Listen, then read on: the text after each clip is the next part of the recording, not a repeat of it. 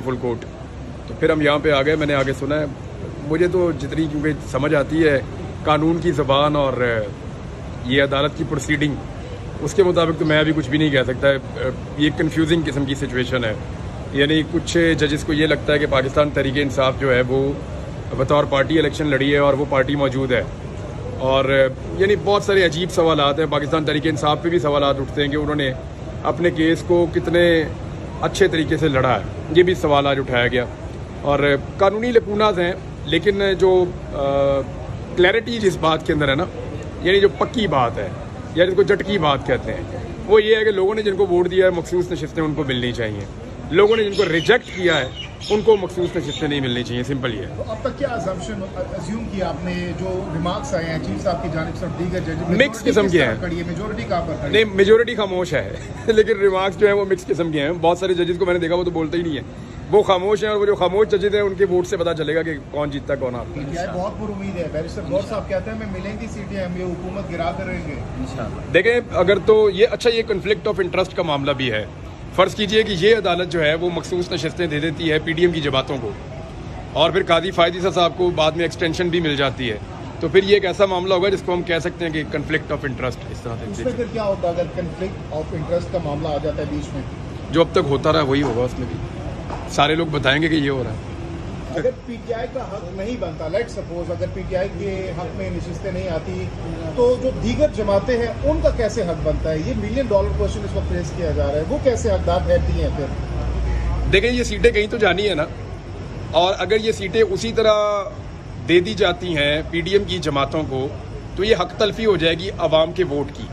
Voter ने vote किसी और को डाला, मखसूस नशिस्त किसी और को मिल गई, ये ऐसा हो जाएगा। और वो एक ऐसी जमातों का जत्था जो बमुश्किल इलेक्शन जीत पा रहा था, हालांकि देखें फॉर्म 45 में आप जाएं तो PTI की हुकूमत है इस वक्त मुल्क में, तो वो जत्था जो है अब वो 2/3 अक्सरियत का मालिक हो जाएगा। फिर वो इस मुल्क की तकदीर के साथ जो चाहेगा वो करेगा। इस्लामाबाद की 3 सीटें दोबारा तारक महमूद जहांगीरी साहब के पास आ गया केस, आज बहुत बड़ी ये खबर बनी थी। अच्छा, खबर तो ये है, असल खबर तो ये है, देखिए इस्लामाबाद डिटरमिन करेगा, फैसला करेगा पूरे पाकिस्तान का। इस्लामाबाद की 3 नशिस्तों के ऊपर जो फैसला होगा वो पूरे पाकिस्तान की नुमाइंदगी करेगा, क्योंकि अगर कैपिटल के अंदर इतनी बड़ी अंधेर नगरी और इतना बड़ा जुल्म हो सकता है, तो फिर पूरे पाकिस्तान में क्या हुआ होगा, ये पोल खुल जाएगा। ये 3 सीटें अगर पाकिस्तान तहरीक इंसाफ वापस लेने में कामयाब हो गई, तो फिर आप देखेंगे जैसे पत्ते झड़ते हैं ना पतझड़ में, तो पतझड़ से पहले ये पत्ते झड़ जाएंगे। अच्छा इमरान भाई, ये भी बताइएगा कि खान साहब के अंदर, अच्छा मैं एनालिसिस दे रहा हूँ भाईजान, इंशाल्लाह ये अच्छा ये पाकिस्तान तहरीक इंसाफ से है। अच्छा ये भी बता दीजिए कि मौजूदा जो PTI की क़यादत है, खान साहब के जाने के बाद क्या वो अपना किरदार उस तरीके से निभा रही है जिस तरीके से निभाने चाहिए? देखिए, इमरान खान साहब की गैर मौजूदगी में ये पार्टी उतनी फाल तो है ही नहीं। मैं सीरियसली आपको बताऊं, ये लोग नाराज भी होते हैं, वो कहते हैं यार हमारी धुलाई हो रही है, तो जिनकी धुलाई बनती भी है। तो इमरान खान ने अब वो मुझे फ़ोन आया था, फिर उसके बाद मुझे नहीं लगता कि अब दोबारा ऐसी चीज़ें होंगी। देखिए, इमरान खान अगर कमज़ोरी शो नहीं कर रहा 74 साल की उम्र में, 73 साल की उम्र में, तो बाकी लोगों को भी नहीं करनी चाहिए। मेरी सिर्फ ये गुजारिश है सबसे कि भाई कमज़ोरी, या तो फिर तुम कहो कि हमने ये लड़ाई लड़नी नहीं है, हमने जमहूरियत के लिए, आज़ादी इज़हार राय के लिए आना ही नहीं है। कादी साहब ने कहा था ना कि अगर आप किचन की गर्मी बर्दाश्त नहीं कर सकते तो फिर आप किचन को छोड़ दें। तो भाई अगर आपने इमरान खान की तरह बर्दाश्त है आपके अंदर, तो फिर आप, यानी मैं ये नहीं कहता कि हर आदमी एक जितनी मार खा सकता है या एक जितना लड़ सकता है, किसी को चोट लगे तो वो रो ही देता है, लेकिन कुछ लोगों से बहुत ज़्यादा एक्सपेक्टेशंस होती हैं, तो वो इसलिए बातों का था। आप PTI और एस्टेब्लिशमेंट की जो लड़ाई है उसके सबसे बड़े बेनिफिशियरी नून लीग है। आप नहीं समझते कि इस पहलू को सामने रखते हुए PTI को सुलह कर लेनी चाहिए? नहीं, ये देखें, पाकिस्तान तहरीक इंसाफ का अपना फैसला है, उनका अपना फैसला है कि उन्होंने क्या करना है, और सुलह करनी है तो क्या करना है, यानी वही गेम खेलना है पाकिस्तान में जो हमेशा से चल रहा है।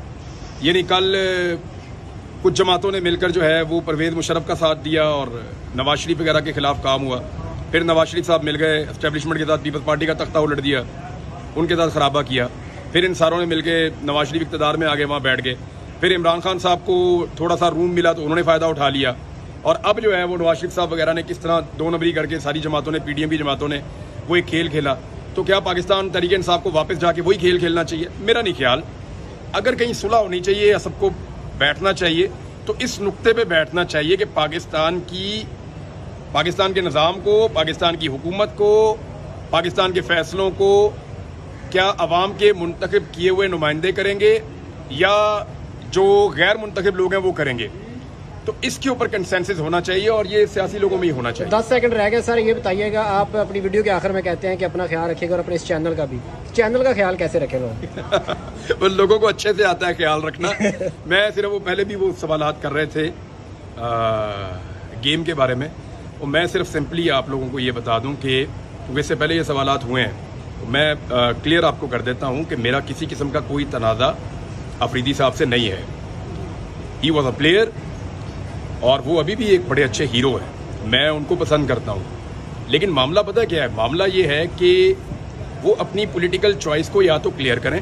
लेकिन ये बड़ा अजीब लगता है कि आप कहते हैं जी मैं न्यूट्रल हूँ और आप एक साइड को मारते हैं और दूसरी साइड को आप कुशन देते हैं। यानी आज वो कह रहे हैं कि जी आप 10 साल हुकूमत चलने दें। इमरान खान साहब के दौर में वो ऐसा नहीं कहते थे।